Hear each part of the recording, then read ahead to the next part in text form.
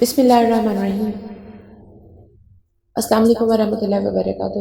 اللہم صلی علی سیدنا محمد وآلہ وصحبہ وسلم علیہ۔ اللہم صلی علی محمد وآل محمد۔ عید الفطر کے فضائل۔ حضرت وہب بن منب رحمۃ اللہ علیہ فرماتے ہیں کہ اللہ تعالیٰ نے جنت کو عید الفطر کے دن پیدا فرمایا۔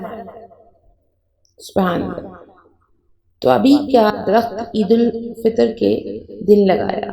حضرت جبرائیل امین علیہ السلام کو وحی کے لیے عید الفطر کے دن منتخب فرمایا اور فرعون کے جادوگروں نے عید الفطر کے دن بخشش حاصل کی۔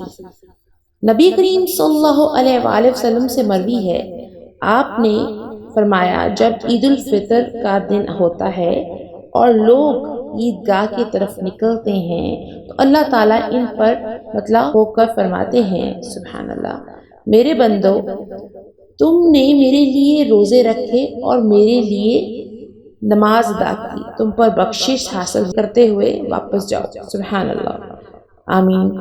حضرت انس بن مالک رضی اللہ عنہ فرماتے ہیں کہ نبی کریم صلی اللہ علیہ وآلہ وسلم نے فرمایا عید الفطر کی رات میں اللہ تعالیٰ اس شخص کو پورا اجر فرماتا ہے جس نے رمضان المبارک کے مہینے میں روزے رکھے۔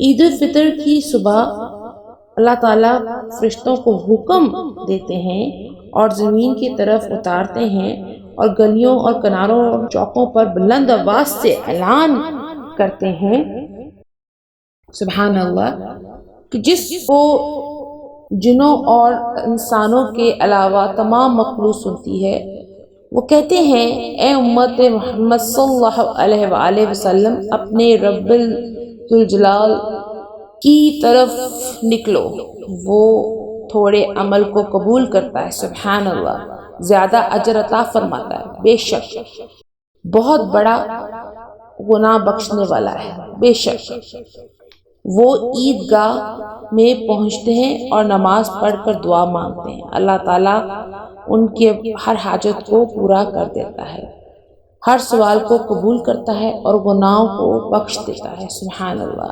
چنانچہ وہ اس حال میں واپس ہوتے ہیں کہ ان کے گناہ بخش دیے جاتے ہیں، سبحان اللہ، سبحان اللہ۔